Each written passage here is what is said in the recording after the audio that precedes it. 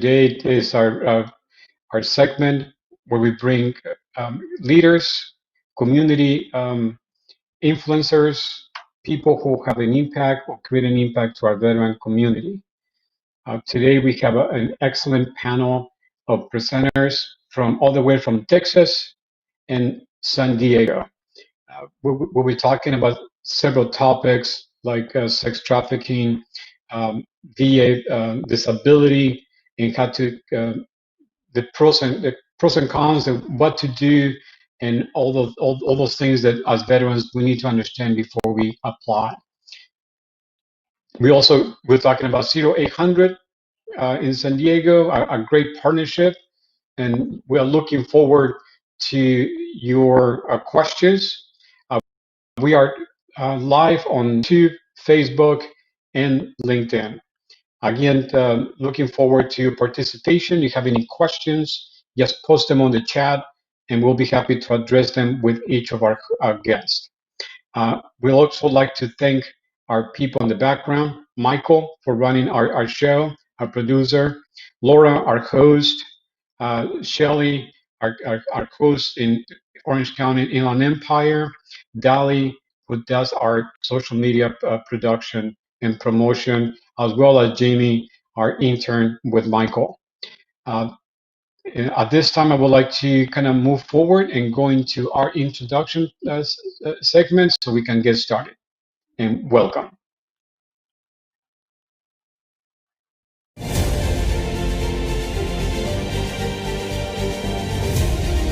As a veteran, small business owner, what can we do for you? What we can all do for all veteran business owners is promote each other. My main mission was to look at tools of technology to leverage small business and give them more of a competitive advantage. My mission for Veteran Bargains is very simple: to help vets. That story in itself, to run for Vista City Council, is a journey. I think this is an opportunity to really collaborate with those gone before us. It's really kind of a labor of love.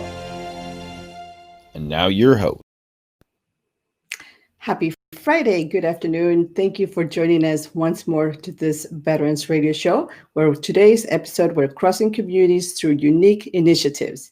This is your weekly show that features veteran spouses and community leaders who are making it happen while they explore heroism, leadership, in making sure that they impact our veteran community. On this particular episode, as you mentioned, I'm going to bring in Stacey Odell, our program director from 0800. 0800 helps service members, including National Guard and reservists, as well as their spouses, navigate through available resources during their transition from active duty to civilian life. We also have a very special discussion with Matty Sandoval, who is a San Diego attorney dedicated to helping the totally and permanently disabled make sure that they obtain their rights and know more about that. So make sure you stay tuned for that halfway through the segment. And then we have Eileen Dong from Hope PYX Global. PYX Global is dedicated to help people from all backgrounds who are victims and survivors of human trafficking, domestic violence, and sexual assault get a second chance in life. So without further ado, I'm going to bring everyone into our panel.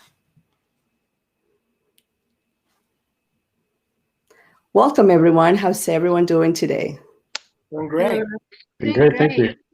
Great, thank you. It's good to have everyone here. So if we can start real quick, just go around and make a quick introduction. We'll start with you, Matty, since you are on the top of my corner of my screen. Hello, everybody, and especially veterans. My name is Matty Sandoval. I'm a disability attorney in San Diego, California. Miss Eileen. Hello, everyone. This is Eileen Dong, all the way from Houston, Texas. I am your reigning Miss Texas, show host of the Miss Texas show, as well as spokesperson for Hope PYX Global, which Miss Laura has introduced. I am here to serve the community and fight until everyone is free. Thank you for having me today. Fantastic. And then now, of course, going back home to Stacey. Hi, I'm Stacey Odell. I'm the Programs Director for 0800. We are a military transition support program. And then, of course, thank you so much for that wonderful introduction. mentioned at the beginning, Joe, we are so excited to have a great panel and making sure that we all have a very unique initiatives, very unique that we serve. But the beautiful thing is that this particular segment is going to bring everyone. Okay, and so without further ado, we're going to go to Stacy. So, Annie and Eileen, please hang in there. Feel free to, Ella, if you have any questions, you want to participate in the discussion, but we're going to give Stacy right now and find out more about how she's impacting our local community.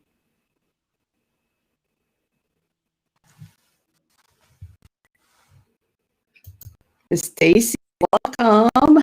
Hi, Laura. Thank you.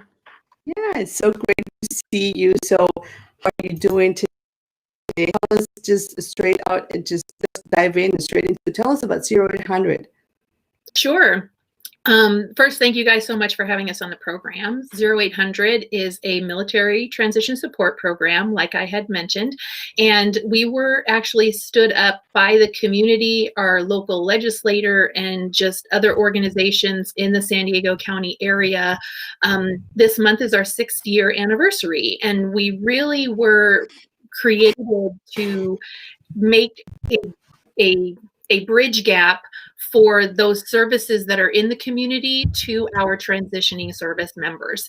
And we all know in San Diego County, we have such an incredible resource base, and there are just as many resources for our veterans. We probably, I don't want to say, America is, or San Diego is America's finest city. So of course we have all the best stuff, right?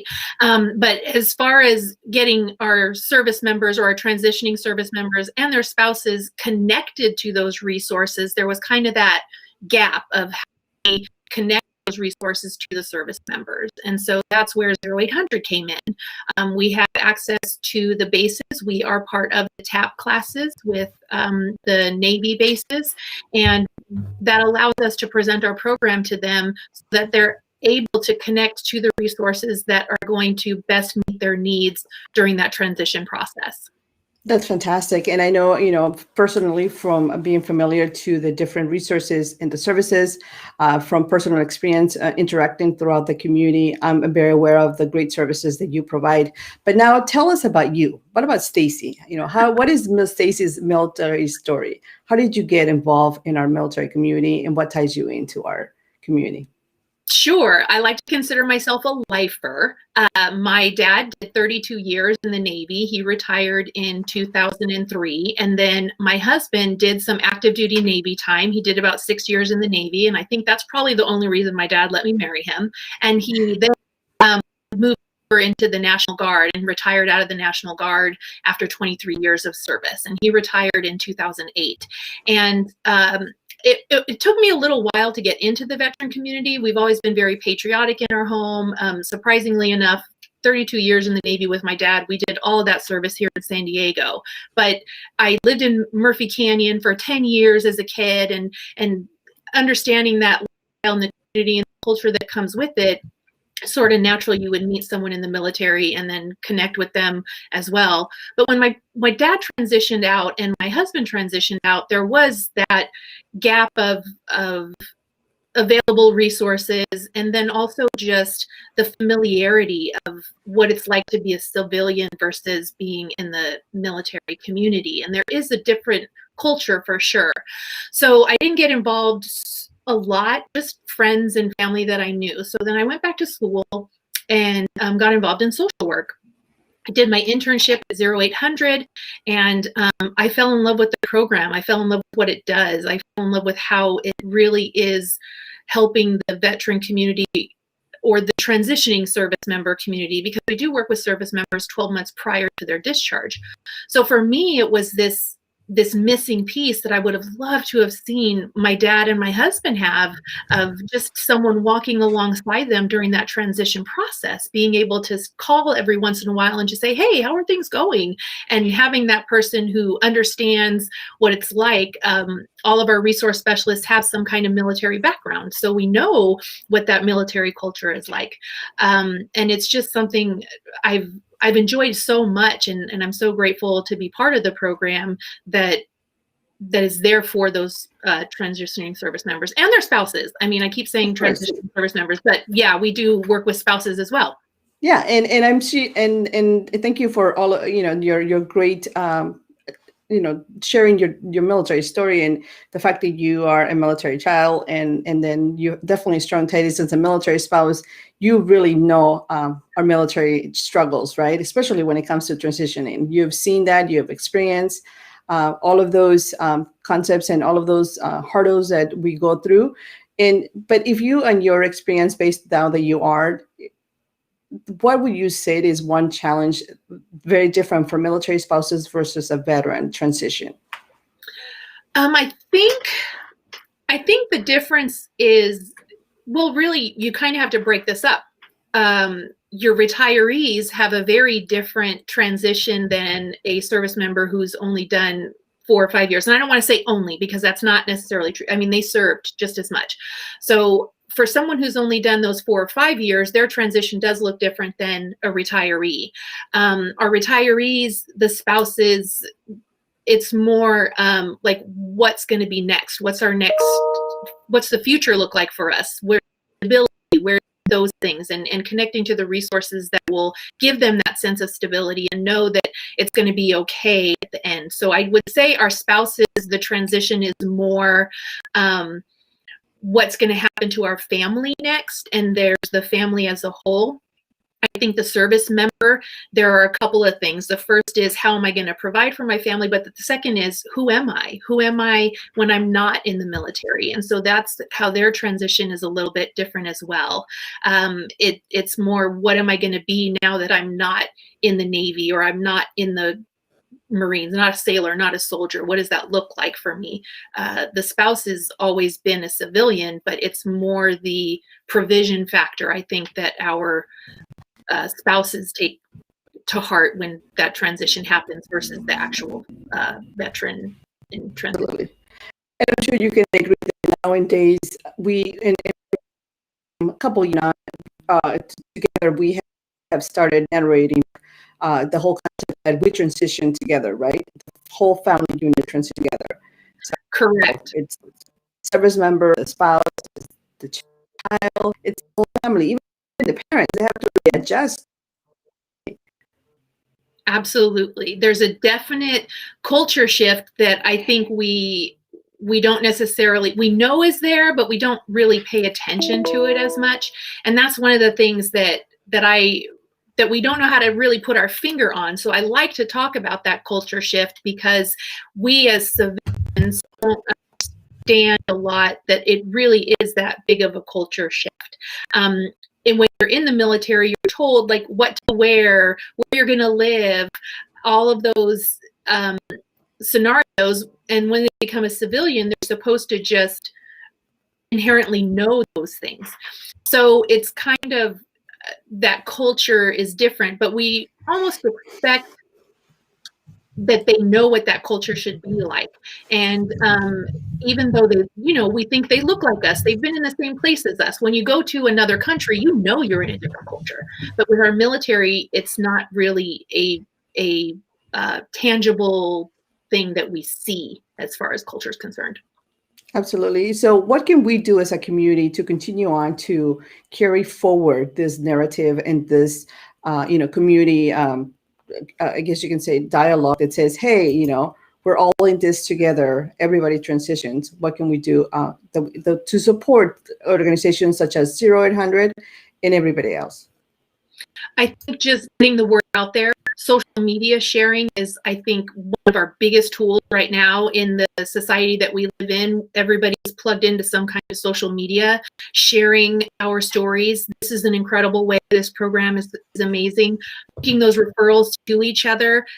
When you know someone who's transitioning, hey, check out this program. And I think the resources in San Diego are good at doing that. But I think that just talking about each other and not having those hidden agendas of, I want to take care of everyone, understanding what we individually as organizations do well and focusing on those things, and then referring out to the other organizations that do what they do well, I think is amazing. And I think would benefit our community as a whole and the service members themselves. and just again, just out there awareness, partnering on funding, partnering for grants. That's a big deal for our nonprofits right now, is fostering those partnerships with each other to maybe get the funding to be able to do what we do well. Absolutely. And that's one of the key things that we do here at the Chamber. And I want to highlight this, turn this over to our CEO, who always loves to partner and create community projects so that we are, in collaboration with others, help each other grow. And so, develop programming that will really amplify your message, but at the same time, be able to do it as a team, as a unit, and work together. Absolutely. Yeah, I think, yeah, you said it really well, Laura, because I think as a team, as a community, as a collaborative, we can do more. And I love what you said, Stacy, because many of us sometimes initially we start our organizations with, I want to help everyone. I want to be the answer to everything. And then we soon realize that, like, that's not really the way it should work, because I don't have what the other organizations have, but I do have my core service, what I do best, and that's what when you and I connected about participating with 0800, and as this is a no-brainer, because working with an organization that understands what it's like to collaborate, to work together, to go after programs, after grants, after funders, and all taking a little piece here and there, it will take us longer. And at the end of the day, our main objective is to help those veterans and the veteran community and their spouses. Because like you said, it's a family affair. But thank you, Stacy, for the partnership that you guys offer, and we're very happy to work with you guys. Absolutely. Laura, thank you. Thank you, Laura. Thank you. Absolutely. And this is really great, why we do what we do on a daily basis, because it is those partnerships that really make a difference. And even if we do have the similar sort of a support for the families, for the transition service member, or for the military spouse, we're not always a good fit for every individual. So I always like to say, we might provide some similar support. Another organization might provide the same support, but it's always up to the individual to make sure that it's a good fit for them, because there's always those, personalities, the commitment, the timeline, and all those things that has to be up to the individual who's accessing those resources. So collaboration and referrals and community, togetherness is actually a better way to do that. So thank you, Stacy. We've been talking to Stacy, Program Director of 0800, who helps service members, including National Guard and Reserves, as well as their spouses, navigate available resources during their transition from active duty to civilian life. And so with that, I'm going to go back and just put Stacy on the spotlight and how can we help you amplify your message as we continue, as we wrap up your segment right now. Sure. Thank you so much. Again, it was a pleasure to be here. I'm just so grateful. Just spread the word. Spread the word. Let people know that we're around. Encourage them to enroll in the program. We're here. And we're still up and running during transition or during COVID, and we're still around. So, yeah. Well, thank you so much, Stacy, and encourage you to stick around. We're now to Matty Sandoval, who's going to have a more in-depth discussion with our CEO about the disability benefits and who can help with those Social Security and SSI, all those great things that we all need to know. So please stick around. Thank you, Laura, and yes, and thank you, Stacy, for coming to the show, and stick around as we discuss more.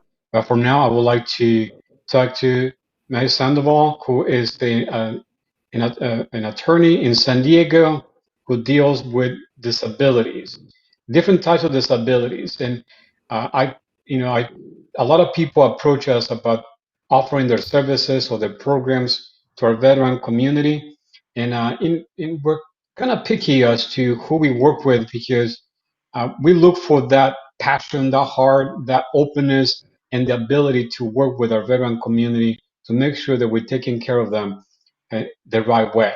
So when Matty and I connected on LinkedIn, is couple years back, we started communicating and talking, and Matty is so approachable and very to the point, answered questions right on the spot. Nothing, no wishy-washy stuff, and always quick to answer my questions. So, but Matty, welcome to the show.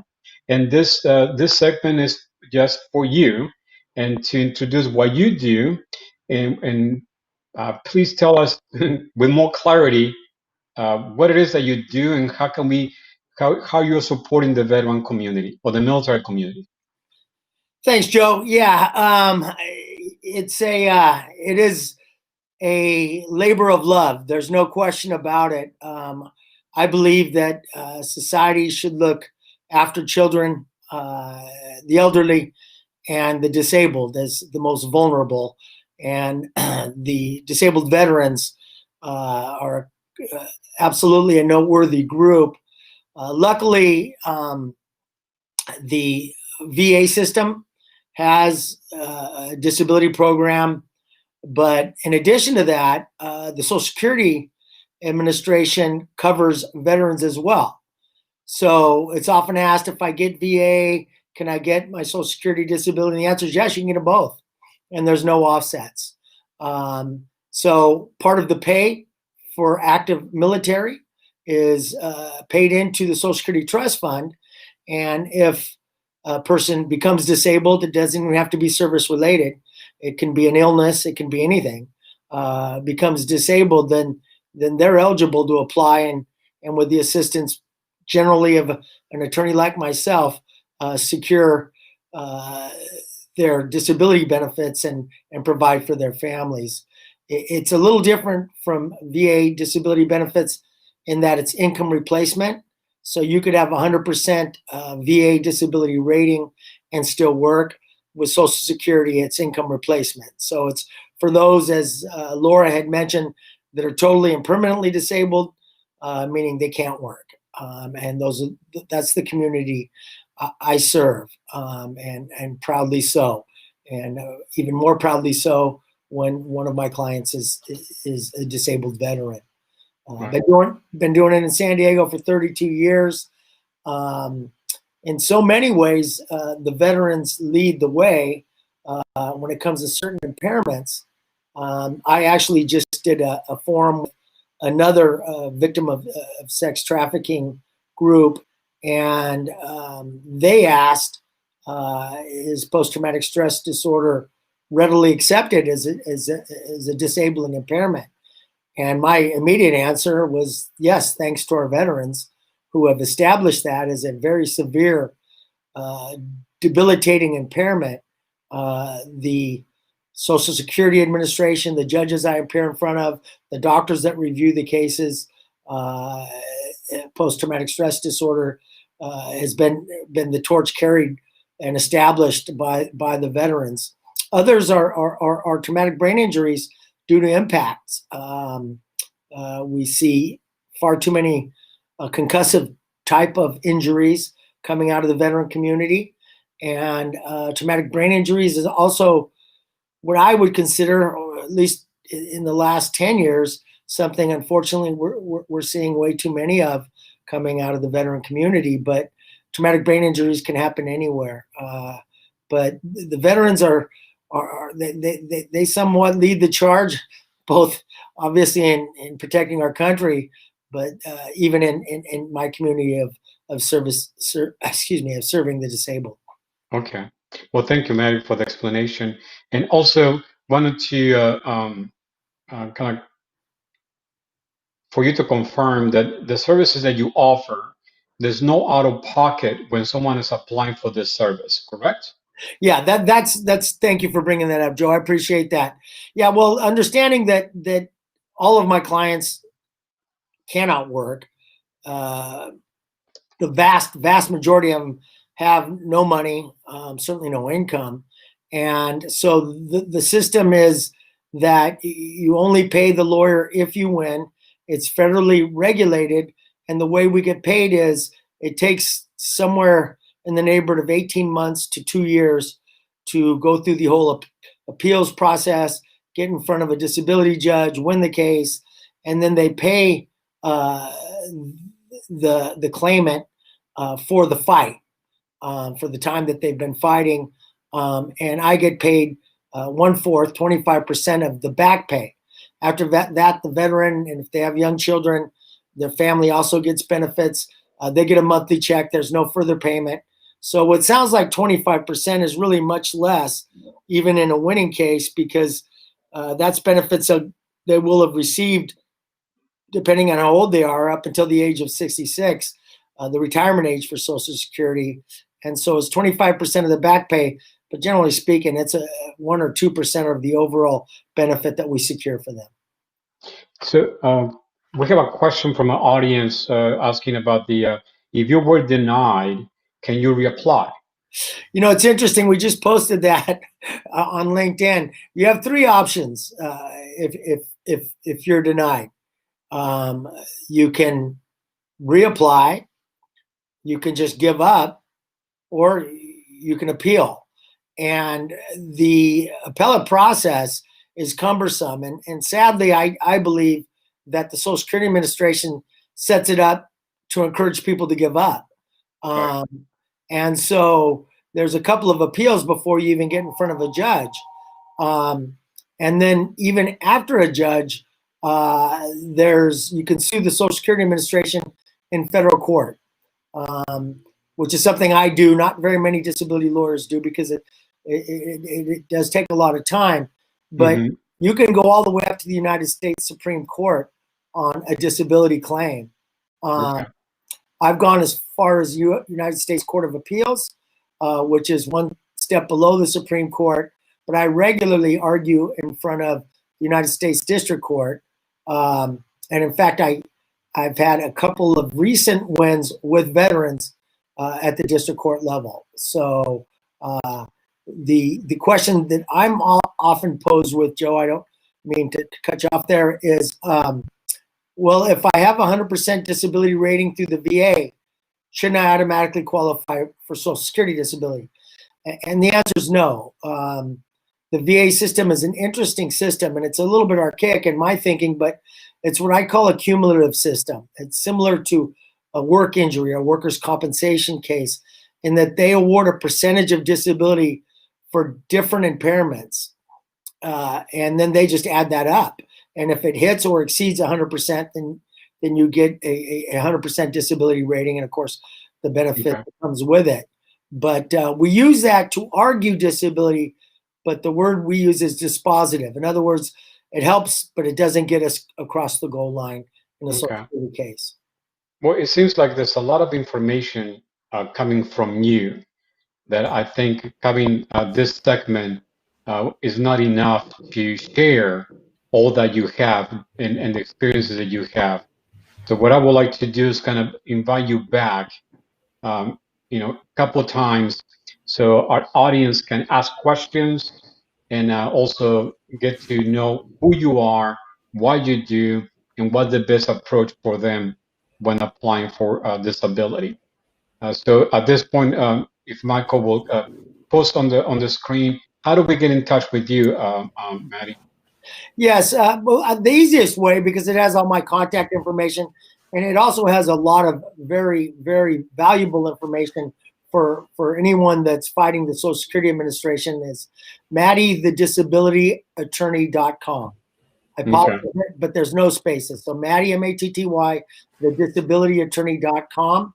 And I just want to leave the audience with one thought.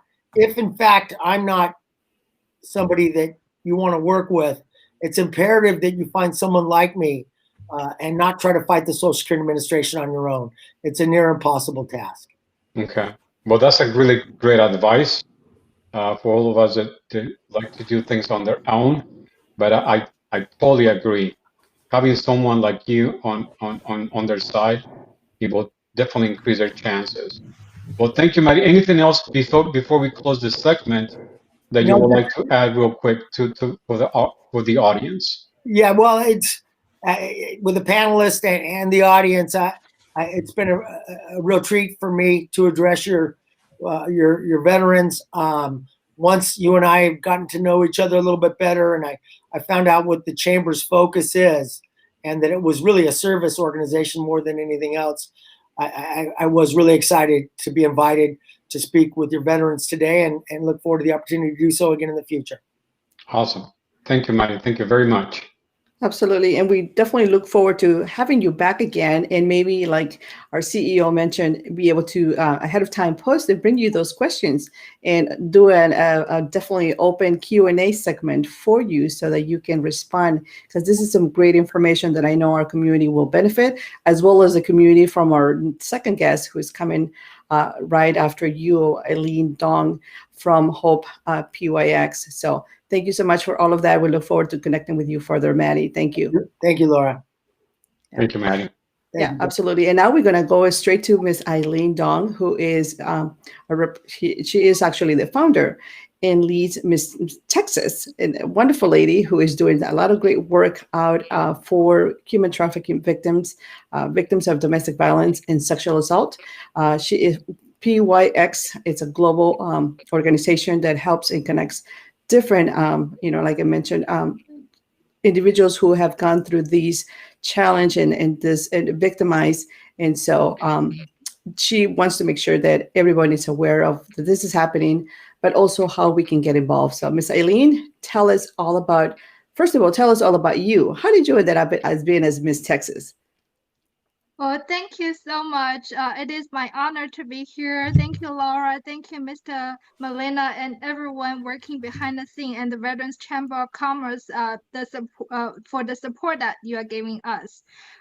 Yes, I got involved because a long time ago, I just somehow stumbled into being a model for L'Oreal, and that was when I was in Shanghai, and one thing led me to another. But to be honest with you, even though it might look and sound very glorious to be Miss Texas, it is really my wish to utilize this beauty pageant platform to inform and influence more people. And that is why I went ahead and get this title. That's phenomenal, and we love it. And I love your work that you do it, at the personal level as well as out in the community. So tell us about your community. Tell us about Hope PYX and what it represents. Thank you. Yes. So as some of you might already know, that as far as the head counts for human trafficking, sex trafficking is concerned, California is the #1 state. Texas is the number 2 state, and for those listening out on the East Coast, Florida is #3. Unfortunately, Houston, where I am based out of, falls into the #1 city when it counts human trafficking. Human trafficking comes in 2 forms, which is labor trafficking and sex trafficking. And I wanted to emphasize the difference between human trafficking and smuggling. Human trafficking is a form when you are coerced to perform a service, whether it's for labor service and or sex services. That includes pornography, stripping, as well as other forms of sex-associated services. And that being said, Hope PYX Global is a nonprofit organization, although it is based out of Houston, Texas. It services people from as far as the West Coast that we're collaborating and so honored with the Veterans Chamber of Commerce. And we are forming the national coalition to fight against this all over the country. And as far as the East Coast as well, working with different organizations and the Central and the Midwest.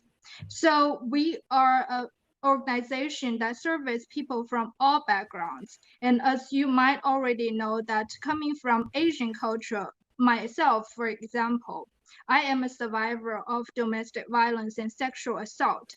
I know the cultural barrier, how hard it is to overcome just the culture itself to seek assistance.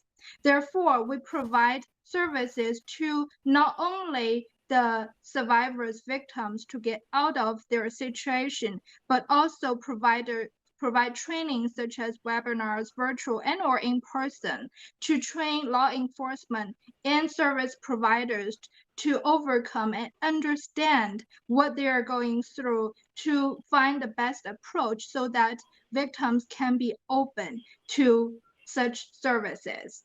And so I wanted to give you a few examples. I know that some of you may be veterans and some of you may be listening and never heard of this before. So for instance, that tell us more. Tell us, because you do work also with military affiliated victims, right? Victims are somehow had some ties to the military. So tell us, inform us more about your work and how that impacts our community. Exactly. That's what I was getting ready to say. Thank you so much, Laura. Yes. So what do people think? Well, why is this related to me if I'm a military member or I'm a veteran? So let me give you some stats. So the rates of sexual assault and harassment reports in the military have increased since last year. So I'm looking at this Pentagon report released on April 30th last year. And that was a report on fiscal year 2019 from the Defense Department. And the report says that there were 7,825 sexual assault reports involving service members as victims or subjects. It is a 3% increase compared to 2018. And I want to let you know that this number is just a number that has been reported. And there has been increase of 17% increase from last year about reports that starting the people that has investigation, but they did not disclose officially about the report. So the number of the cases is actually way beyond this number that you're hearing. Secondly, sex trafficking. So sex trafficking, according to military.com, the Naval Criminal Investigative Service conducted probes into sailors trafficking Thai women to work in Bahrain. And some of those women, they were either seized their passport and or residing in a government-assisted living facility to provide sex services to military member over there. Okay, now you say, okay, so this is related to military, but why is that related to me? What if I'm a veteran and I'm retired now in the US? Okay, let me tell you. So a long time ago in the 1980s, you hear, yes, there's the Subic Bay Naval Base in the Philippines where all those sex workers are working over there. And those girls, they were working there, having the dream, thinking, oh, I'm, going to that place, and supposedly they were told that they're going to whether to have their college degree or marry a man, a nice man of their dream. But unfortunately, they were coerced into.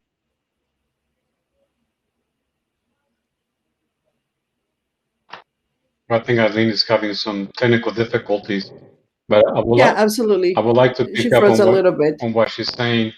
We decided to partner with Co Global because as a Veterans Chamber and as a veteran and part of the military, we wanted to continue providing the freedom to everyone in the communities. And so working with Eileen to help support the national coalition is important, because even though there is a lot of myths about what is sex trafficking or sexual assault, and that needs to be brought to light. So the main objective of COP Global and the coalition is to serve as the light at the end of the tunnel, as the flashlight that when someone is being a victim, that they can actually see a safe place that they can go to. And that's what COP Global does, and the coalition as well. And there is there is important to know that even though there's other organizations supporting this mission, that we cannot have enough people working on this. So we are really happy to work with Eileen, and I think Eileen is back. Can you hear us, Eileen? Yes, I can. My apologies for the technical difficulties. It's okay, Miss Eileen. This is the new normal. But tell us, how can we help you? How can we, as a community, get a little bit more involved and help overall? Whether it's straight military or veterans, or just in general, or civilian counterparts who might be watching this. How can we help your organization, reach a little bit more? Just better support and or amplify your findings on your work. Absolutely. So there are several ways that you can help. First, go to hopepyxglobal.org.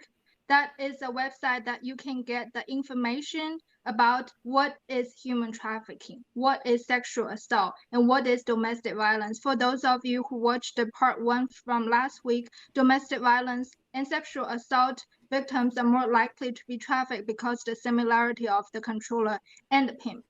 So secondly, you can share those information. You can follow us on our social media. We are on LinkedIn, we are on YouTube, we are on Facebook as well as Instagram. Share our information. We cannot possibly fit all the information on the website, but on Facebook and all those social media, you'll see all those stats that I have just talked about.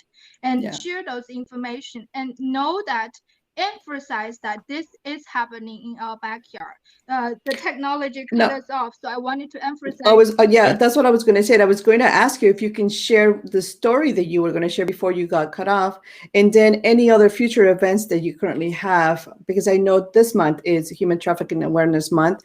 So tell us what you were going to share with us before. Absolutely. So a few of the stats, I know that earlier on I was talking about Subic Bay in the Philippines or Bahrain, and people think, well, that has nothing to do with me. Well, okay, so in Killen, Texas, in August 2020, a child sex trafficking ring was busted with 9 people arrested. 3 out of the 9 are soldiers out of Fort Hood, and 2 out of Fort Hood and 1 out of Fort Sam Houston. And so this is related to you, and this is child sex trafficking. This is happening to our children. And I wanted to mention to you that out of the people who are identified victims, 80% are US citizens and 28% are children. This is happening in our backyard, and these are our children, and we have to take action about it. So talking about the event that Miss Laura just mentioned, that on the 19th, if you go to my show, which is on YouTube, it's YouTube, www.youtube//C/C the Miss Texas Show MS. That is the Miss Texas Show. You will be able to see Meet Kate. And Meet Kate is actually a show that lasted an hour, and I strongly suggest you watch from the beginning to the end. She is actually an ex-military, a veteran as well, and she was sex trafficked 17 times within a frame of 4 years. And 3 family members are involved, including herself, her daughter, and her son.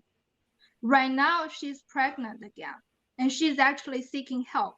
So if you could go to Hope PYX Global, and if you are in the position to help, please help donate.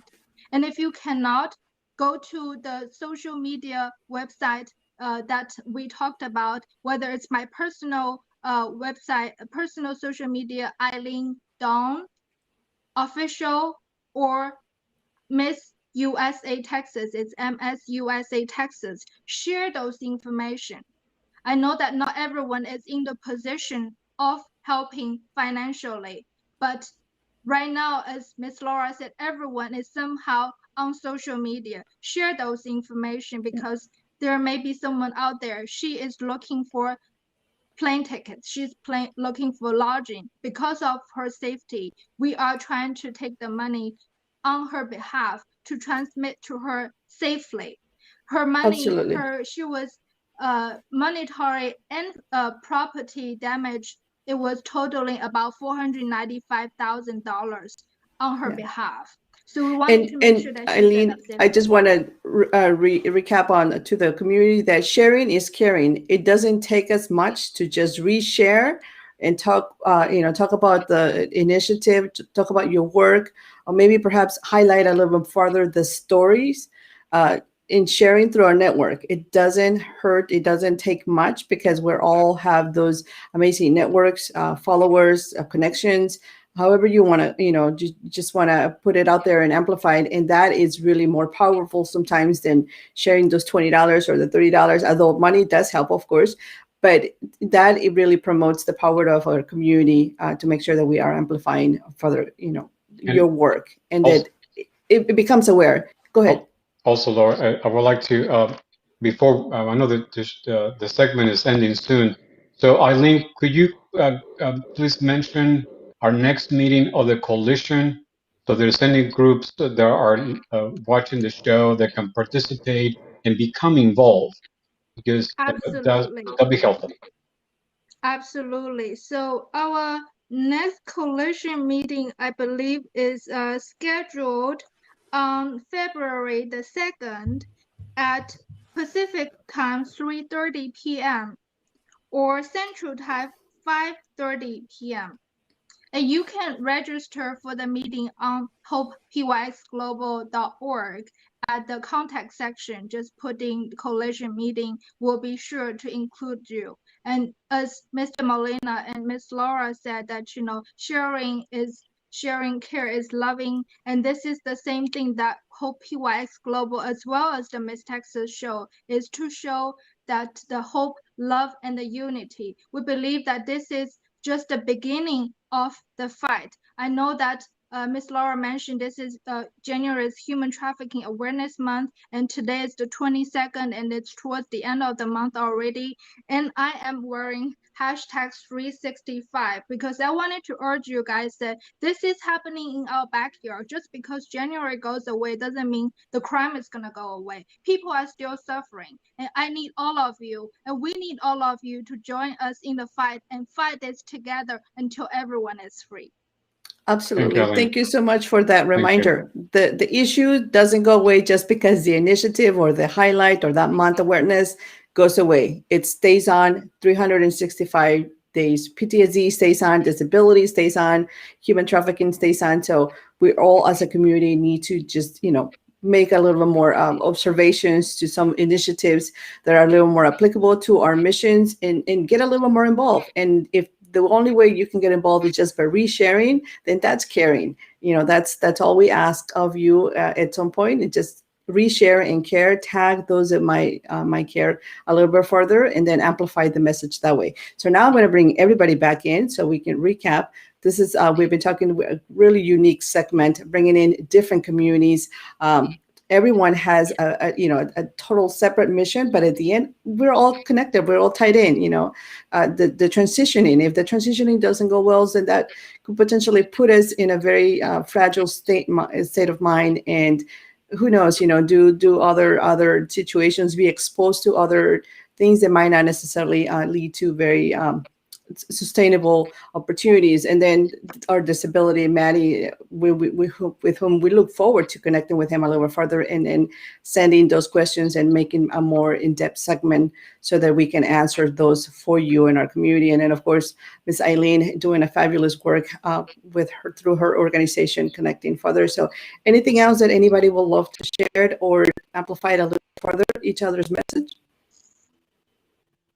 Yes, I think I'll go first. I also wanted to make an announcement that we have a national group, support group that we have recently started called Survivors Against Violence Everywhere, which is on Facebook. It is a public group and it is a safe spot where it's a voice for victims and survivors of these violent crimes. You can join, and it's a safe and healthy healing place for people to help each other. Secondly, for the PTSD, and most people mentioned about, the self-confidence, we are very happy to have Ms. Marissa Peer supporting us with an free ebook, I Am Enough. So if you are interested in that, go to the contact page of hopepyxglobal.org. You'll be able to register and get a free copy of the access code. Thank you.